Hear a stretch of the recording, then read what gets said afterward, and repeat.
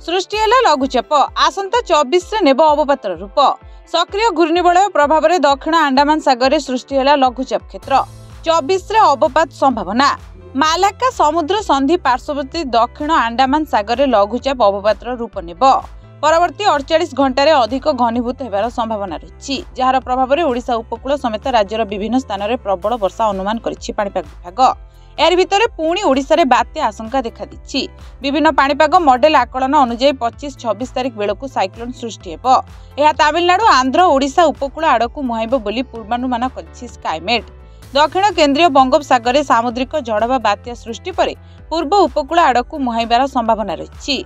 फल नवेम्बर 27 ରୁ 29 तारिख मध्य तमिलनाडु आंध्र और ओडिशा उपरे माड़ होबार आशंका सृष्टि होइछि। अधिकांश मॉडल में दक्षिण आंध्र प्रदेश किंबा उत्तर तमिलनाडु अंचल में बात्या स्थलभाग छुईपारे बोली कहुछि। तेबे अवपात किंबा गभीर अवपात पर यार सठिक गतिपथ जना पड़िबो। एपटे किंतु भारतीय पाणीपाग विभाग एने साइक्लोन नहीं कौनसी आकलन करिनाही।